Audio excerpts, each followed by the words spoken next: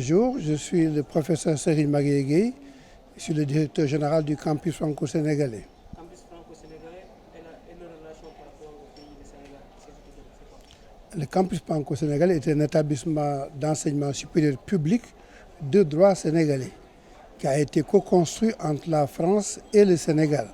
Il n'en demeure pas moins qu'il s'agit d'un établissement d'enseignement supérieur public. C'est une université qui ne rentre pas dans le cadre de la loi qui organise nos universités publiques parce que sa gouvernance est spéciale, parce qu'intégrant des représentants de la France et des représentants du Sénégal. Mais il s'agit en fait d'une université publique de droit sénégalais, mais à gouvernance paritaire entre la France et le Sénégal. Quelles sont les conditions d'admission pour les Les conditions d'admission pour les programmes du campus dépendent de chaque programme, de chaque formation qui est proposée.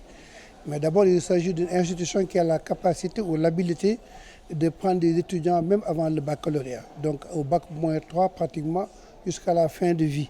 C'est pourquoi nous avons des formations dites initiales, qui sont des formations pour les bacheliers ou les nouveaux bacheliers, mais de la formation continue professionnelle qui permet par des stratégies spécifiques de proposer des formations courtes à des personnels qui sont soit déjà dans le cadre du travail ou bien des personnes qui veulent des formations courtes, dites professionnalisantes.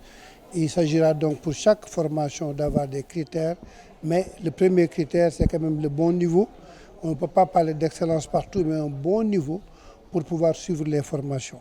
Mais avec l'avantage que le campus franco-sénégalais n'est pas une institution qui forme des diplômés pour qu'ils aillent chemin. C'est la raison pour laquelle nous prenons ça de l'autre côté. Nous construisons les formations avec le monde de l'entreprise, avec le monde professionnel. Ce qui permet donc d'offrir des formations qui mènent à l'employabilité. Il faut que le candidat, l'étudiant, l'apprenant qui s'inscrit dans une formation du campus franco-sénégalais comme celle que nous venons de lancer ce matin avec l'Institut Mines Télécom, à la clé, dès qu'il va finir, il doit avoir trouvé du travail. Les filières, le campus sénégalais, dans sa stratégie 2022-2032, est structuré en 5 pôles. Un pôle agronomie, dont les premières formations étaient incubées au niveau de l'université du Sine Saloum El Hadji Ibrahima Niasse. Un pôle numérique, qui est le pôle digital, qui est très transversal.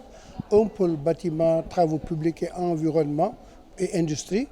Un pôle qui touche aux industries culturelles et créatives, ce sont les métiers d'art. Et un pôle sciences économiques, sciences de la vie et sociale, dont les sciences de la santé. Alors là, on a pris des bacheliers S, scientifiques, et on a construit une formation en 3 ans pour les amener vraiment à une formation multidisciplinaire dans le domaine du numérique, qui sache un peu des compétences généralistes en cloud, cybersécurité, data, etc. Parce qu'on a vu que ça les intéressait beaucoup, mais avec en même temps un socle de compétences scientifiques solides dans le domaine de l'informatique, des réseaux, des mathématiques, parce qu'évidemment, s'ils veulent faire des data science derrière, il faut un peu un socle de connaissances solides. Voilà. Par rapport aux pratiques, l'Institut PMT, qu'est-ce qu'il propose? Qu'est-ce que nous proposons comme pratique pédagogique? Alors, en gros, on se veut un peu innovant, donc on a des méthodes pédagogiques un peu innovantes. Donc déjà, il y a des cours classiques, mais il y a également beaucoup d'études de cas, beaucoup d'ateliers. Donc les intervenants, par exemple, on a des professeurs qui sont du Sénégal, mais on va avoir des enseignants-chercheurs qui vont venir de France pour animer pendant une semaine des sessions de travaux pratiques. On va faire de la fabrication numérique dans un Fab Lab. On va leur faire des études aussi plus sociologiques, apprendre aussi à se comporter, de communication, apprendre à bien communiquer à l'oral, des cours d'anglais, des cours de français pour qu'ils aient un bon niveau, des travaux pratiques concrets où ils vont réaliser des applications, par exemple, sur des cas réels. Voilà, donc c'est une formation à la fois du socle de base, un peu, voilà, mais complétée par une approche quand même beaucoup plus par compétences, en fait, quelque part. Vérifier qu'ils acquièrent des compétences vraiment pour aller travailler dans des entreprises du numérique par la suite. Là, on a 19, à ce jour, on a 19 inscrits dans la promotion. Voilà. Bon, on peut se permettre encore d'en accueillir un tout petit peu du moment qu'ils ont un baccalauréat scientifique pendant une semaine, 15 jours, mais pas plus. Voilà, donc appel S'il y a des jeunes qui sont encore à la recherche d'une formation de haut niveau dans le domaine du numérique, il reste quelques places, hein, pas au-delà de 25. Voilà. Donc, il y a une sélection.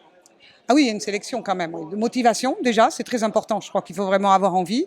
Et puis, quand même, un bac scientifique voilà, de bon niveau. Voilà. Il y a quelques étudiants très bons qui seront boursiers grâce au campus franco-sénégalais. Hein. Je me suis directeur, il y aura quelques bourses qui sont offertes aux meilleurs étudiants. Bonjour, je m'appelle Alhaji Malik Igaï et j'ai 16 ans. Je fais cette formation. Je suis en formation en sciences et ingénierie numérique. Parce que non seulement cette formation m'a toujours plu depuis ma tendre enfance. En plus, ma soeur qui fréquente déjà ici, qui est en formation de licence, m'a beaucoup parlé de cette formation. Il m'a chanté les louanges de cette formation. Et j'ai vu, en venant ici, j'ai vu que c'est une bonne école qui donne une bonne formation avec de bons professeurs. Cette formation déjà, comme sa principale activité c'est dans le numérique. Et le numérique, il est dans tous les aspects de la vie, dans tous les domaines. On ne peut faire aucun domaine de la vie sans parler du numérique. C'est pour ça qu'on a créé cette formation. Je trouve que cette formation aidera beaucoup dans la vie de tous les jours, dans le quotidien.